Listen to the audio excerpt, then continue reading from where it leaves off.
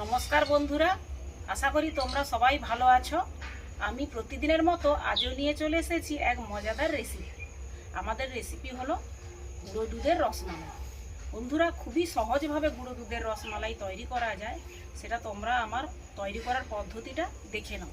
প্রথম থেকে শেষ পর্যন্তই দেখবে, কোনো স্কিপ না করে, কারণ স্কিপ করলে তোমরা কিন্তু ভালোভাবে পদ্ধতিটা হয়তো দেখতে পারবে না। এবারে আমরা গুঁড়ো দুধের রেসিপিটা তৈরি করব। দেখো তোমরা কিভাবে আমি বানাই। আমরা এখানে 3 প্যাকেট গুঁড়ো দুধ নিয়েছি।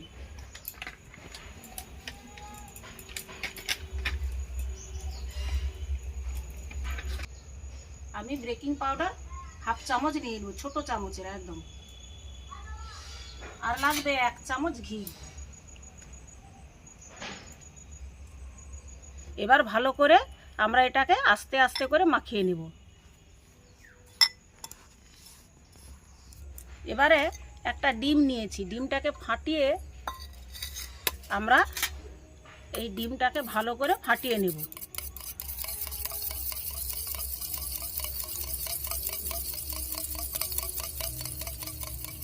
ডিমটা আমি এবারে এর মধ্যে অল্প অল্প দিয়ে মাখবো।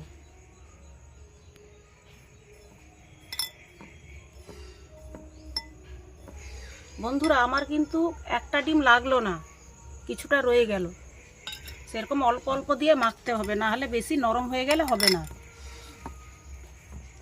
এবারে আমরা এটাকে 5 মিনিটের জন্য ঢেকে রেখে দেব।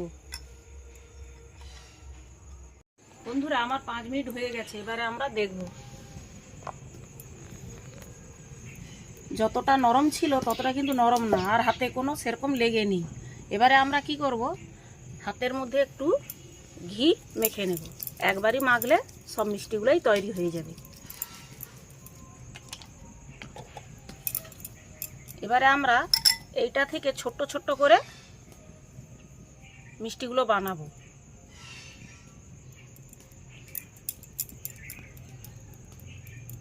এগুলো ছোট ছোট ফুলে ডবল হয়ে যাবে।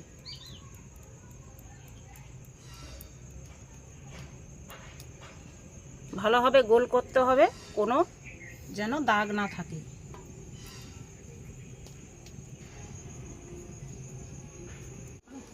উনানটা আমি আগেই ধরিয়ে দিয়েছি। এর মধ্যে আমি দুধের কড়াটা বসিয়ে দিলাম। মিষ্টিগুলো বানাতে বানাতে দুধটা ততক্ষণ গরম হোক। আমি কিন্তু দু রকম শেপে মিষ্টি বানাচ্ছি। একরকমও করলে হয়।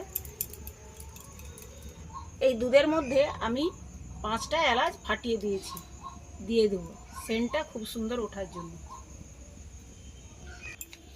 দিয়ে দেবো 4 চামচ চিনি।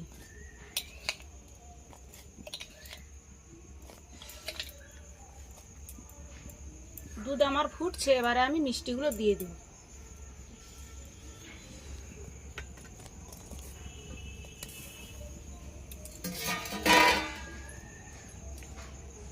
এবারে আমি ঢাকা দিয়ে দেব।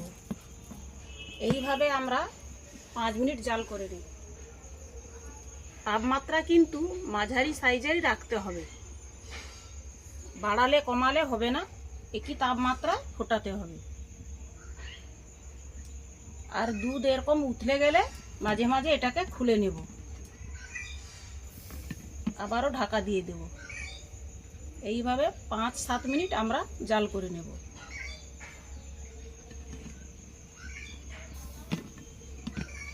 কড়াটাকে এইভাবে একটু নাড়িয়ে নেব। এতে খুন্তি বা চামচ লাগাবো না, নরম মিষ্টি তো ভেঙে যাওয়ার হয়তো চান্স থাকতে পারে। সেই জন্য এইভাবে লাড়িয়ে লাড়িয়ে আমাদেরকে সিদ্ধটা করে নিতে হবে।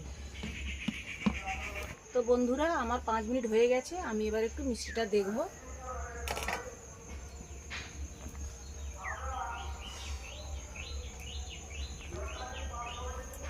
মিষ্টিগুলো কত ছোট ছোট ছিল, ফুলে কত বড় বড় হয়েছে। বন্ধুরা, আর আমি এতে ঢাকা দেব না, এইভাবে নাড়িয়ে নাড়িয়ে আরও 5 মিনিট আমরা জাল করে নেব। আমার মিষ্টিগুলো সেদ্ধ হয়ে গেছে। আমি এবার কড়াটাকে নামিয়ে দেব। এবারে আমরা মালাই তৈরি করব। যেহেতু রসমালাই তো একটু মালাই করতে হবে, দুধটাকে একটু ভালো করে গাঢ় করে মেরে এর মধ্যে আমরা দিয়ে দেব। সেই জন্য আমরা 500 দুধ আগে একটু গরম করে রেখেছিলাম, সেই দুধটাই আবার ভালোভাবে ফুটিয়ে নেব।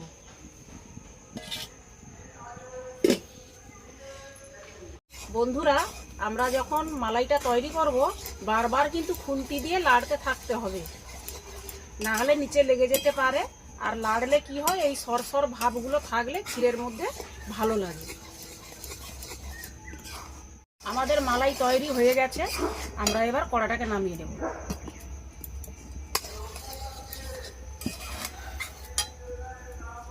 এইবারে আমরা মিষ্টিগুলো একটা বোলের মধ্যে, কাঁচের বোলের মধ্যে তুলে নেব একটা একটা করে।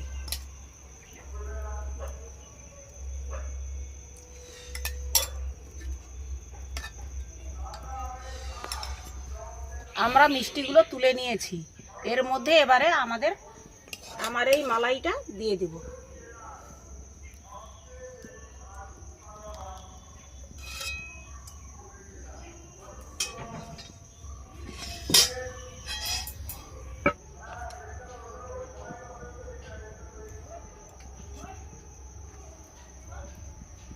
বন্ধুরা, আমার কিন্তু রসমালাই তৈরি হয়ে গেছে।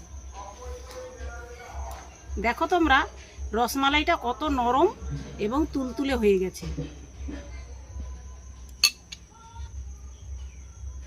একদম এরকম রস টিপলে রস বেরাবে, আবার ছেড়ে দিলে ফুলে যাবে।